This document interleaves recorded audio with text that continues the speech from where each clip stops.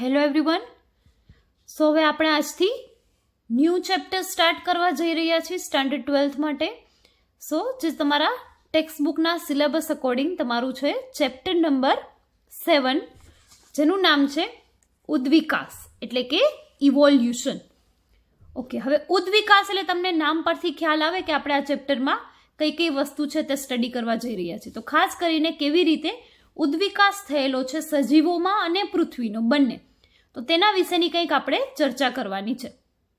તો આ ચેપ્ટરમાં શરૂઆતમાં આપણે અલગ અલગ સિદ્ધાંતો છે તેના વિશેની ચર્ચા કરશું કે જે અલગ અલગ વૈજ્ઞાનિકોએ, અલગ અલગ સંપ્રદાયોએ, ધર્મોએ પોતપોતાની રીતે પોતાના અભ્યાસ અને રિસર્ચને અનુસાર જે જણાવેલી વાતો છે કે કેવી રીતે પૃથ્વી છે તે અસ્તિત્વમાં આવી અને ત્યારબાદ કેવી રીતે પૃથ્વી પર સૌ પ્રથમ જીવન છે તે અસ્તિત્વમાં આવી અને ત્યારબાદ જે ઉદ્વિકાસ થયો તેની આખી જર્ની એટલે કે તેની આખી જ પ્રક્રિયાઓ કેવી રીતે આગળ વધી તેના વિશે આપણે ચર્ચા કરવાની છે. લાસ્ટમાં અલગ અલગ એક્સપેરિમેન્ટ, તો ફક્ત એવું નથી કે ખાલી થિયરીના આધારે, ખાલી વિચારોના આધારે આપણે ચર્ચા કરીશું. અહીં કેટલાક પ્રયોગો પણ આપણે સ્ટડી કરીશું. ઘણા બધા છે, પરંતુ જેમાંના તમને 12th સ્ટાન્ડર્ડને અકોર્ડિંગ, તમારા સિલેબસને અકોર્ડિંગ અમુક પ્રયોગો છે તે પણ આપવામાં આવ્યા છે કે જેના આધારે કેવી રીતે ઉદ્વિકાસ થયો તે પુરવાર કરવામાં આવ્યું, નક્કી કરવામાં આવ્યું. રાઈટ? તો એવું નથી કે જસ્ટ વિચારોના આધારે સાંભળેલી વાતો છે, આ પ્રાયોગિક પુરાવાઓ સાથે નક્કી કરવામાં આવ્યું કે કેવી રીતે ઉદ્વિકાસ થયો ને સૌપ્રથમ કેવી રીતે સજીવો અસ્તિત્વમાં આવ્યા અને ત્યારબાદ કોણ અસ્તિત્વમાં આવ્યું. રાઈટ? તો તેની આપણે આ ચેપ્ટરમાં ચર્ચા કરવાની છે. તો પહેલાં આપણે આજે ઇન્ટ્રોડક્શન જોઈએ કે જે તમારી ટેક્સ્ટ બુકમાં આપેલ છે તેના વિશેની વાત કરીએ અને ત્યારબાદ અમુક સિદ્ધાંત છે તે આજે કવર કરીશું. Okay, so let's start the lecture. So સૌ પ્રથમ આપણને ખ્યાલ છે તે રીતે કે દરેક સજીવ તેના રહેઠાણ કે પ્રકૃતિને અનુકૂળ થવા પ્રયત્ન કરે છે. રાઈટ? હવે આપણે ઇકોલોજીમાં પણ સ્ટડી કરી ગયા કે દરેક સજીવ છે તે જે તે રહેઠાણને અનુસાર, વાતાવરણને અનુસાર પોતાના અનુકૂલનો છે તે સાધતા હોય છે. અને શું કામે અનુકૂલન સાધે છે? તો કે પોતાનું અસ્તિત્વ ટકાવી રાખવા માટે. જો તેઓ અનુકૂલન ન સાધે તો તે જે તે જગ્યાએ પોતાનું અસ્તિત્વ પણ ટકાવી શકે નહીં. તો તેને ધ્યાનમાં લઈને તેઓ તેમના સ્વરૂપો અને કાર્યો પણ બદલતા રહે છે. એટલે કે દેખાવે પણ ચેન્જીસ આવે. જેમ કે આપણને ખ્યાલ છે કે ગરમ પ્રદેશમાં રહેતા પ્રાણીઓ અને વનસ્પતિઓની કંઈક અલગ રચનાઓ હોય, જ્યારે ઠંડા પ્રદેશમાં રહેતા પ્રાણીઓ છે અથવા તો વનસ્પતિ છે તેની કંઈક અલગ રચના હશે.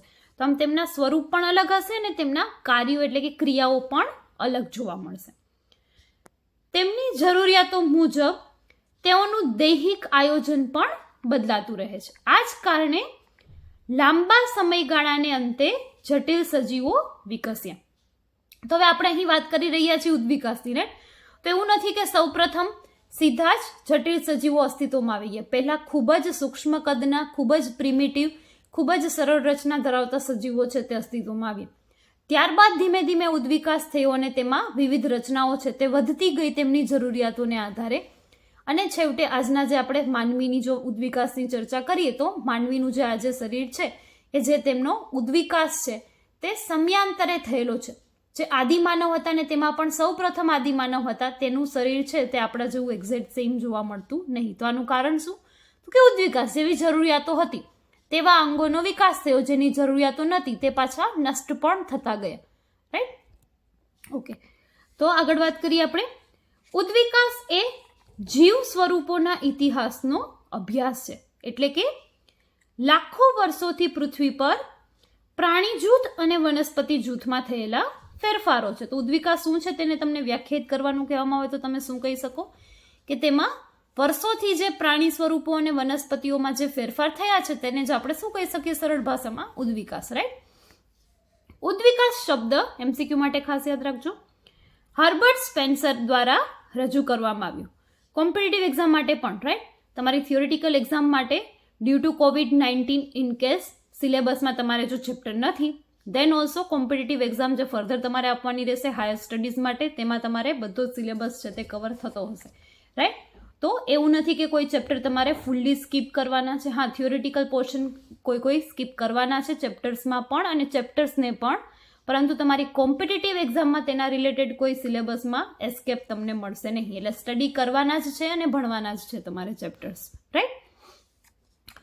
ત્યારબાદ છે તેને સૌથી શ્રેષ્ઠ રીતે ડાર્વિનના સિદ્ધાંત કે જેનું નામ છે રૂપાંતરણ સાથે સંતતિ દ્વારા સમજાવી શકાય. તો આમ ઉદ્વિકાસ માટેના ઘણા બધા વૈજ્ઞાનિકોએ અલગ અલગ પોતાના સિદ્ધાંતો આપ્યા, તેમના ચર્ચાઓ કરી, તેમના પ્રયોગો દ્વારા તેમણે પુરવાર કર્યું. તો જેના વિશેની થિયોરી છે તે આપણે સ્ટડી કરવાની જ છે આ ચેપ્ટરમાં, રાઈટ.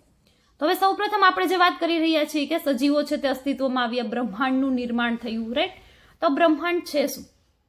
તો અહીં આપણે શોર્ટમાં ચર્ચા કરી તો તે એટલે કે બ્રહ્માંડ વિશાળ આકાશગંગાઓનું સુમખું છે. તો તમને ખ્યાલ જ છે જેવી રીતે બ્રહ્માંડ બન્યું છે તો કે એમાં ઘણી બધી અલગ અલગ આકાશગંગાઓ છે, અને આ દરેક આકાશગંગાઓમાં શું છે તો કે સૂર્ય, તારાઓ, વાદળો, ધૂળોના રજકણો વગેરે વગેરે વસ્તુઓ આવેલી છે.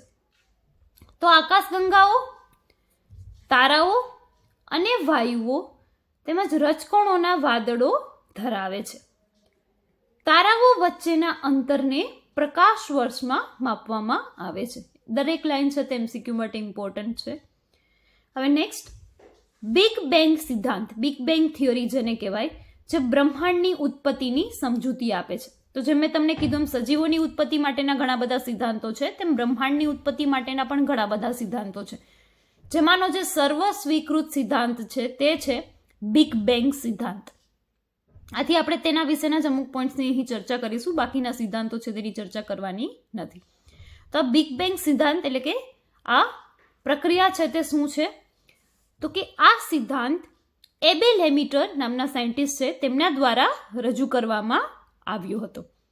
હવે તેમના મુજબ બ્રહ્માંડની ઉત્પત્તિ 20 બિલિયન વર્ષો પહેલા કોઈ ઘટ અસ્તિત્વ ધરાવતા પદાર્થના ઉષ્માણવીય વિસ્ફોટને કારણે થઈ. તો આ બિગ બેંગ સિદ્ધાંત, બિગ બેંગ વિસ્ફોટ કહેવામાં આવે છે કે તેમના અનુસાર એક સૌપ્રથમ ખૂબ જ મોટો વિસ્ફોટ થયો અને તેમાંથી સૂક્ષ્મ કણો જે બધા છૂટા પડ્યા. એ કણો જ આ દરેક ગ્રહો તરીકે વર્તન કરે છે, એટલે કે પૃથ્વી છે, સૂર્ય છે વગેરે વગેરે, આમ અલગ અલગ આકાશગંગાઓનું નિર્માણ થયું.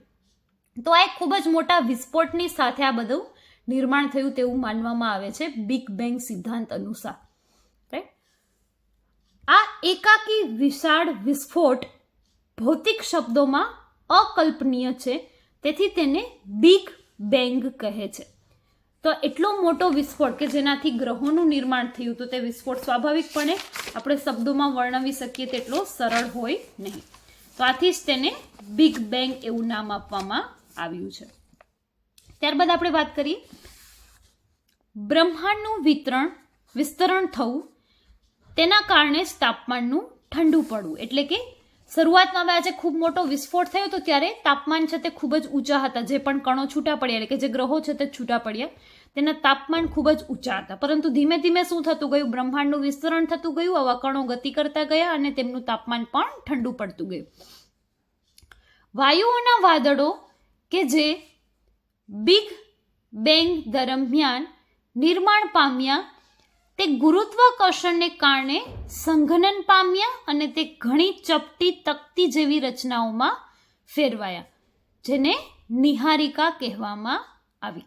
તો આ જે બિગ બેંગ દરમિયાન જે મેં કીધું એમ કણો છૂટા પડ્યા, રાઈટ. તો આ બધા કણો છે તેનું ગુરુત્વાકર્ષણને કારણે શું થયું, સંઘનન થયું, સંકોચન થયું, જેને આપણે કહી શકીએ કન્ડેન્સેશન થયું.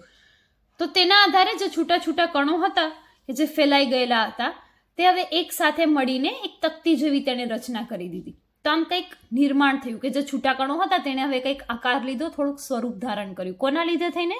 ગુરુત્વાકર્ષણને કારણે. અને આ જે ચપટી તકતીઓ છે તેને શું કહેવાય? નિહારિકા કહેવામાં આવે છે. તો જે પરમાણુઓ અને નાના કણોની બનેલી હતી નિહારિકા છે તે, એટલે કે આવા સૂક્ષ્મ કણો જે છૂટા પડ્યા હતા તે તકતી સ્વરૂપમાં ફેરવાયા. શું કામે? ગુરુત્વાકર્ષણને કારણે. અને તેને જ તેમાં શું આવેલું છે? પરમાણુઓ અને કણો. ઓકે. તો આમ સૌર નિહારિકા તેમાંની એક હતી. આવી ઘણી બધી તકતીઓ નિર્માણ પામી, જેમાંની એક તકતીને આપણે શું કહી શકીએ? સૌર નિહારિકા, એટલે કે સૌર મંડળ, કે જે આપણું સૂર્યમંડળ છે તે, રાઈટ, જેને આપણા સૌર મંડળનું નિર્માણ કર્યું.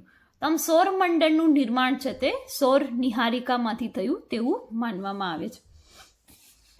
તો શરૂઆતમાં સૌપ્રથમ સૌર નિહારિકાનો મધ્ય ભાગ વધારે ગરમ બન્યો અને તે સૂર્યમાં રૂપાંતરિત થયો. તો આજે તકતીઓ બની તેમાંની એક તકતી હતી સૌર નિહારિકા, અને આ સૌર નિહારિકાનો જે ગરમ ભાગ હતો તે ફેરવાયો સૂર્યમાં. તો આથી જ સૂર્ય છે તે ધગધગતો તપતો ગોળો છે. શું કામ? કેમ કે તે સૌર નિહારિકાના મધ્ય ગરમ ભાગમાંથી બનેલો છે. આથી સૂર્ય પણ કેવો છે? ગરમ છે. તેનું તાપમાન હજી પણ ઠંડુ થયું નથી. ત્યારબાદ સૂર્યની આસપાસ ફરતા અણુઓ અને કણિકાઓના સંઘનનથી બીજા ગ્રહોનું નિર્માણ થયું. તમ ફરી પાછા ગુરુત્વાકર્ષણને કારણે કણો છે તે વધારે એકબીજા સાથે નજીક આવ્યા અને જોડાતા ગયા, અને આમ મોટા કણોના, મોટા કદના વિશાળ અણુઓના નિર્માણ થતા ગયા. તો આથી જ સૂર્ય બાદ ગ્રહોનું પણ આવી જ રીતે કણોના જોડાવાથી ધીમે ધીમે કરી અને નિર્માણ થયું. દૂધ આકાશગંગાના, જેને મિલ્કી વે કહેવાય, સૌર મંડળમાં પૃથ્વીનું નિર્માણ 4.5 બિલિયન વર્ષો પહેલા થયું હોવાનું માનવામાં આવે છે. તો આમ જેમ આપણે વાત કરી શરૂઆતમાં એમ કે બ્રહ્માંડમાં ઘણી બધી આકાશગંગાઓ છે, જેમાંની એક આકાશગંગા છે દૂધ આકાશગંગા. તેની અંદર જે તકતીનું નિર્માણ થયું તે થઈ સૌર નિહારિકા, અને તેને લીધે થઈને બન્યું સૌર મંડળ, જેમાં તપતા ભાગમાંથી બન્યો સૂરજ અને બીજા બધા કણો છે તે જોડાઈ અને ધીમે ધીમે તેમાંથી બન્યા ગ્રહો, કે જે સૂર્યમંડળના ગ્રહો છે. રાઈટ. આદિ પૃથ્વી પર જો વાત કરીએ કે જ્યારે પૃથ્વી બની હતી ત્યારે કોઈ વાતાવરણ હતું નહીં, પરંતુ ધીમે ધીમે તેમાં પરિવર્તનો આવતા ગયા અને થોડું વાતાવરણનું નિર્માણ થતું ગયું. તો શરૂઆતમાં જ્યારે પૃથ્વી છે તે અલગ પડી તકતીમાંથી એક ગ્રહ સ્વરૂપે તેનો વિકાસ થયો, ત્યારે તેમાં કોઈ પણ પ્રકારનું વાતાવરણ જોવા મળતું નહીં, કે જે વાયુઓ અત્યારે હાલના સમયમાં છે તે શરૂઆતમાં તરત જ બન્યા ન હતા. ધીમે ધીમે કરી અલગ અલગ પ્રકારના અણુઓ એકબીજા સાથે જોડાતા ગયા, કંઈક નવા સંયોજનો બનતા ગયા અને આવા વાયુઓનું નિર્માણ થતું ગયું. ક્લિયર? તો શરૂઆતમાં આવું કંઈ પણ પૃથ્વી પર જોવા મળતું નહીં. તો આમ આપણે ઉદ્વિકાસની શરૂઆતની વાત કરી રહ્યા છીએ ત્યારે, કે જ્યારે સૌ પ્રથમ નિર્માણ થયું બ્રહ્માંડનું તે કેવી રીતે થયું? તો તે બિગ બેંગ દ્વારા, એટલે કે એક મોટા વિસ્ફોટ દ્વારા. તેમાંથી આવી ઘણી બધી ઉર્જાઓ નીકળી. પછી ગેલેક્સીનું નિર્માણ થયું, એટલે કે આકાશગંગાઓનું નિર્માણ થયું, જેમાંની મિલ્કી વે છે. તેમાં તકતીમાંથી સૌર નિહારિકા જેને કહીએ છીએ આપણે, જેમાંથી સૌર મંડળનું નિર્માણ થયું, અને સૂર્ય બાદ આવા ગ્રહો એટલે કે પૃથ્વી વગેરેનું નિર્માણ થયું. તો હવે સ્વાભાવિક છે કે શરૂઆતમાં જે બન્યા જ છે ગ્રહો, તો તેના પર કોઈ પણ પ્રકારનું વાતાવરણ કે જીવવાલાયક અનુકૂળ પર્યાવરણ હતું નહીં. હવે વાત કરીએ જીવની ઉત્પત્તિ, એટલે કે ઓરિજિન ઓફ લાઈફ, કે હવે આવા સજીવો છે તે કેવી રીતે અસ્તિત્વમાં આવ્યા પૃથ્વી પર. તો સ્વાભાવિક છે કે સૌપ્રથમ વાતાવરણ બન્યું હશે, ત્યારબાદ જ સજીવો અસ્તિત્વમાં આવે. વગર વાતાવરણે તેઓ કયા વાયુઓ ઉપયોગમાં લઈને ખોરાક કેવી રીતે બનાવે? તો આમ સજીવોનું અસ્તિત્વ ત્યારબાદ આવ્યું, જ્યારે સૌપ્રથમ વાતાવરણનું નિર્માણ થઈ ગયું. ઓકે. તો જીવની ઉત્પત્તિમાં જેમ મેં તમને વાત કરી તેવી રીતે શરૂઆતમાં કોઈ પણ પ્રકારનું વાતાવરણ હતું નહીં. તો આ વાતાવરણનું નિર્માણ કેવી રીતે થયું? તો તેના માટેની થિયરી અને પ્રયોગો પણ આપણે જોવાના છે આ ચેપ્ટરમાં, કે જે મોસ્ટ આઈએમપી પણ છે. તો અહીં અત્યારે આપણે શરૂઆતમાં ઇન્ટ્રોડક્ટરી વાત કરી. તો સૌપ્રથમ પાણીની બાષ્પ એટલે કે વરાળ, ત્યારબાદ મિથેન, કાર્બન ડાયોક્સાઇડ તથા એમોનિયા જેવા પીગળેલા દ્રવ્યો મુક્ત થયા અને સપાટીને ઢાંકતા ગયા. તો આમ ધીમે ધીમે જેમ જેમ વાતાવરણનું નિર્માણ થતું ગયું તેમ તેમ આવા વાયુઓ છે તેનું નિર્માણ થયું. તો કે પાણી હતું તેની વરાળ બની, મિથેન વાયુ બન્યો, કાર્બન ડાયોક્સાઇડ બન્યો, એમોનિયા બન્યું. તો આવા દ્રવ્યો છે તે ધીમે ધીમે કરી અને મુક્ત થયા, અને પરિણામે સપાટીને ઢાંકતા ગયા, એટલે કે પૃથ્વી પર આવા આવરણો છે તે બનતા ગયા. મિથેન વાયુનું આવરણ બનતું ગયું, કાર્બન ડાયોક્સાઇડનું આવરણ બન્યું, વાદળો બંધાણા એટલે કે વરાળ છે તેનું એક આવરણ બની ગયું. તમ પૃથ્વીને તેઓ ઢાંકતા ગયા, એટલે કે વિવિધ આવરણો બનાવતા ગયા પર્યાવરણના. સૂર્યમાંથી આવતા યુવી કિરણોએ પાણીને હાઇડ્રોજન અને ઓક્સિજનમાં વિખંડિત કર્યા અને હલકો હાઇડ્રોજન વાયુ મુક્ત થયો. તો જેમ પાણી હતું, તો આમ પાણીમાં જેવા સૂર્યના કિરણો, અલ્ટ્રાવાયોલેટ કિરણો છે તે પડ્યા, તો આમ પાણીના અણુઓ છે તે તૂટી ગયા, તેનું વિભાજન થઈ ગયું. તો પરિણામે તમને ખ્યાલ જ છે, પાણી એટલે H2O, એટલે કે હાઇડ્રોજન અને ઓક્સિજનનું સંયોજન. તો આમ જેવો પાણીનો અણુ છૂટો પડ્યો, એટલે કે ઓક્સિજન અને હાઇડ્રોજન વાયુ બંને કેવા પડ્યા? એકબીજાથી છૂટા પડ્યા. તો આમ હાઇડ્રોજન વાયુ જે વજનમાં ખૂબ જ હલકો હોય છે તો તે વાતાવરણમાં પ્રસરી ગયો. તો આવી રીતે ધીમે ધીમે અમુક કણો છે, અમુક સંયોજનો છે તે જે જોડાયેલા હતા તે તૂટી અને છૂટા પડ્યા, અને અમુક જે છૂટા કણો હતા તે જોડાઈને નવા સંયોજનો બન્યા. તો આમ ખૂબ જ અતિ જટિલ પ્રક્રિયાઓ છે તે, રાસાયણિક પ્રક્રિયાઓ છે તે શરૂ થઈ અને એકબીજા સાથે મિશ્રિત થવાનું અથવા તો ખૂબ મોટા અણુઓ છે તો તેનું તૂટવાનું શરૂ થયું અને આડાઅવડા સંમિશ્રણો છે તે થવાના ચાલુ થયા. રાઈટ. એમોનિયા, મિથેન અને ઓક્સિજન જોડાઈને પાણી, કાર્બન ડાયોક્સાઇડ તથા અન્ય સંયોજનોની રચના કરી.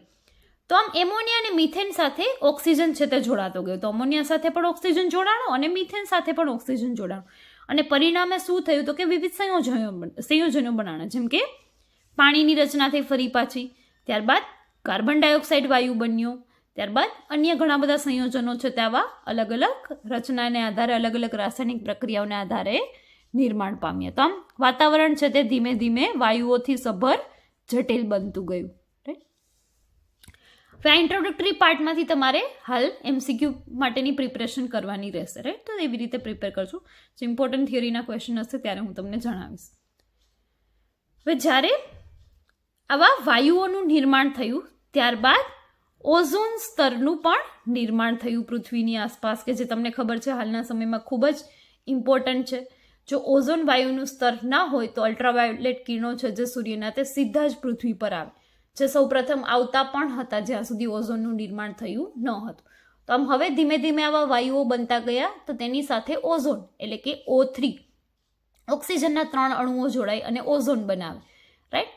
તો આમ ઓઝોનનું નિર્માણ થયું. પરિણામે ઓઝોન વાયુ પણ પૃથ્વીની આસપાસ ફેલાઈ ગયો, તેણે પણ પોતાનું આવરણ બનાવી દીધું, અને અલ્ટ્રાવાયોલેટ કિરણો સૂર્યના ડાયરેક્ટ જે પૃથ્વી પર આવતા હતા તે સ્ટોપ થઈ ગયા.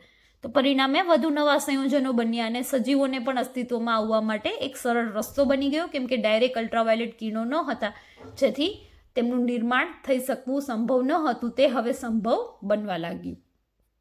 ત્યારબાદ જ્યારે પૃથ્વી ઠંડી થઈ ત્યારે પાણીની બાષ્પ વરસાદ સ્વરૂપે પડી.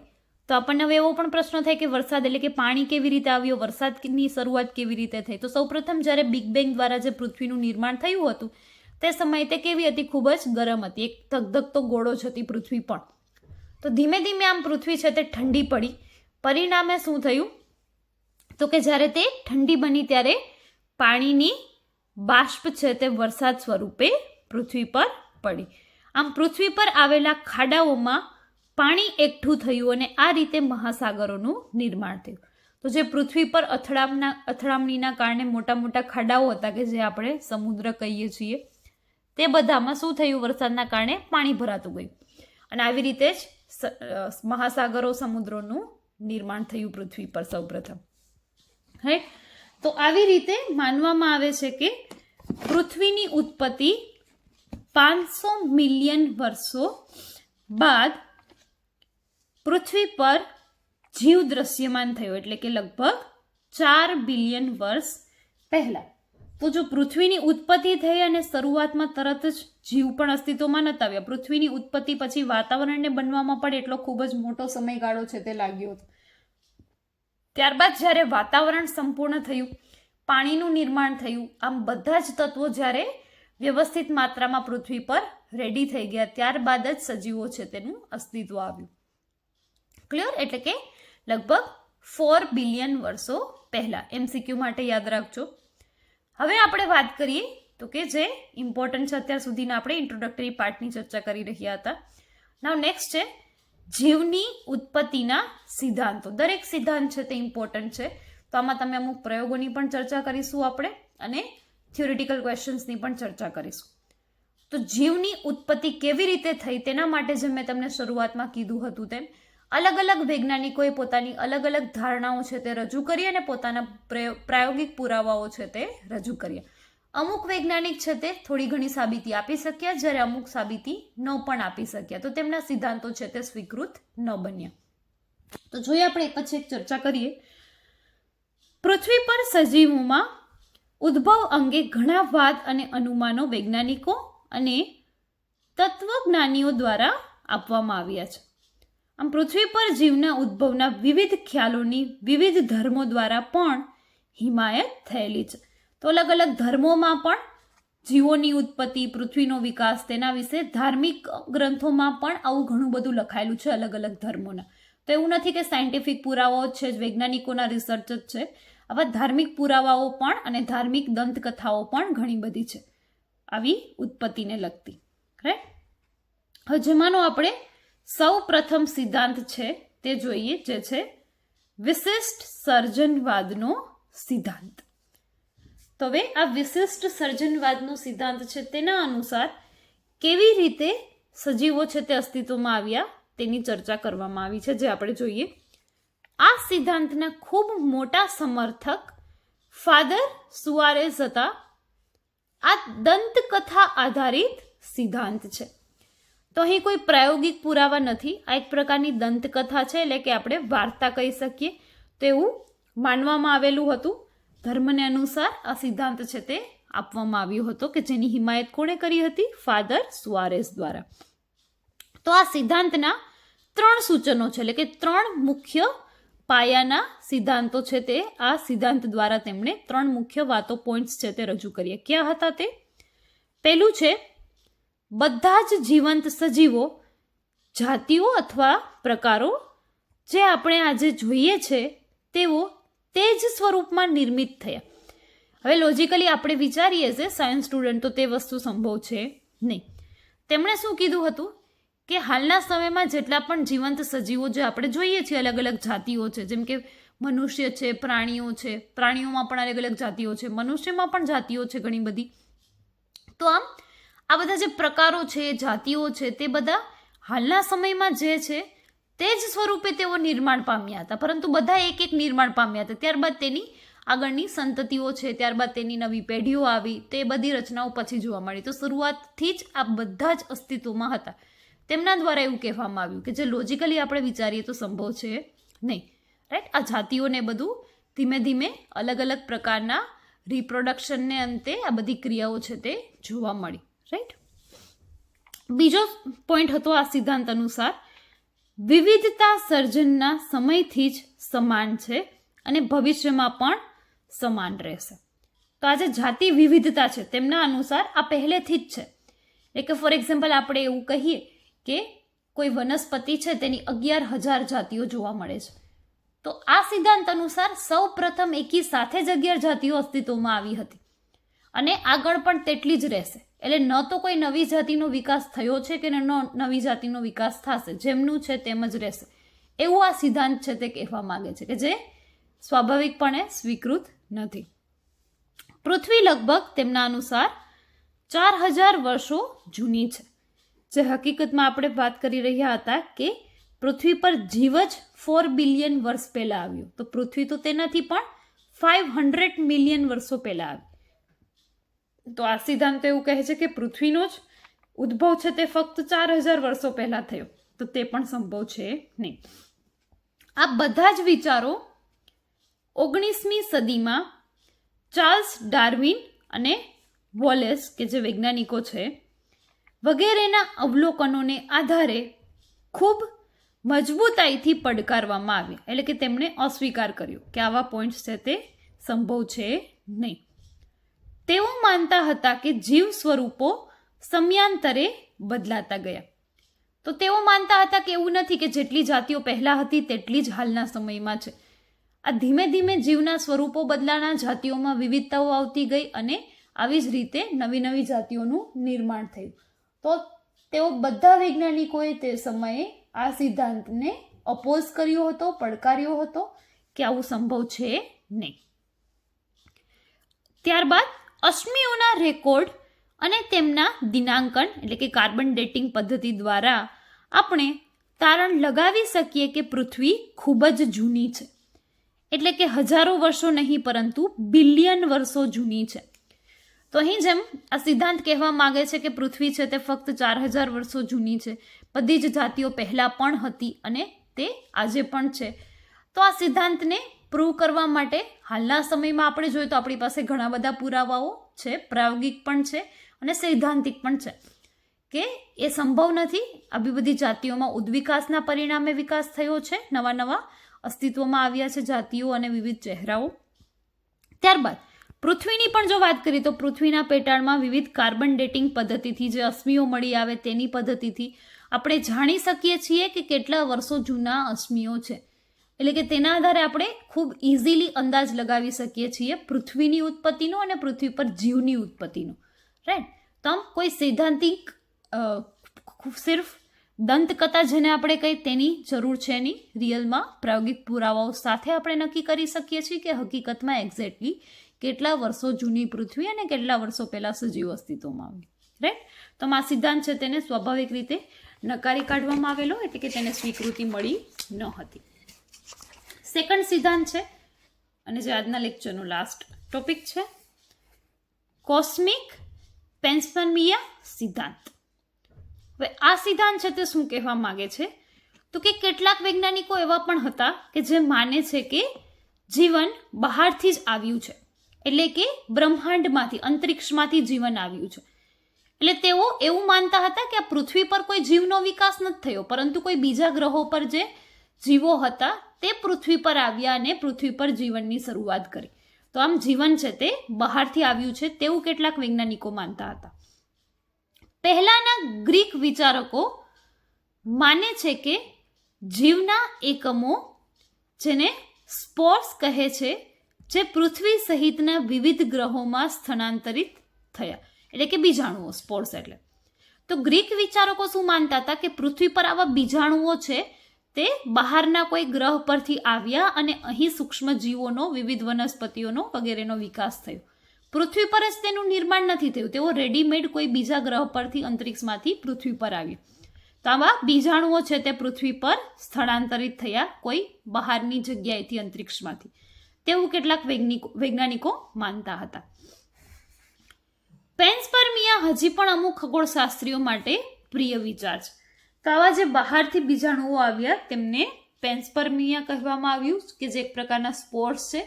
તો હાલના સમયમાં પણ ઇવન આ બાબત વિશે, આ સિદ્ધાંત વિશે વિચારવામાં આવે છે કે ભલે બધા જ સજીવો નહીં બહારથી આવ્યા હોય, પરંતુ એવું પણ બની શકે કે કોઈ અમુક જાતિ છે કે અમુક પ્રજાતિ છે તેના કોઈના કોઈ સૂક્ષ્મ અણુઓ છે કે કોઈ બીજ છે, તો આવા બીજાણુઓ છે તે બહારથી આવેલા હોઈ શકે.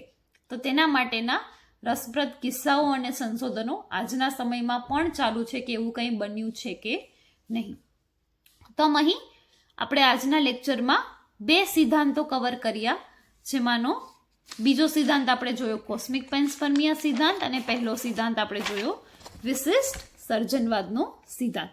આમ જીવની ઉત્પત્તિના ઘણા બધા સિદ્ધાંતો છે. ત્યારબાદ તેના પ્રકાર પણ છે. રાસાયણિક સિદ્ધાંતો તેના પણ પેટા પ્રકાર છે, જૈવિક સિદ્ધાંતો તેના પણ પેટા પ્રકાર છે. તો આપણે ઘણા બધા ટોપિક્સ છે તેની જીવની ઉત્પત્તિના સિદ્ધાંતોમાં ચર્ચા કરવાની છે. રાઈટ. પણ આજના લેક્ચરમાં આપણે ઇન્ટ્રોડક્ટરી પાર્ટ અને 2 સિદ્ધાંતો કે જેની આપણે શોર્ટમાં ચર્ચા કરી, અહીં સુધી જ આ લેક્ચરમાં આપણે રાખીશું. નેક્સ્ટ લેક્ચરમાં આગળ ફરી પાછા સિદ્ધાંતો વિશે ચર્ચા કરીશું અને પ્રાયોગિક પુરાવાઓ વિશે પણ આપણે વાત કરવાની છે. રાઈટ. તો આજના લેક્ચરમાં અહીં સુધી જ. Thank you.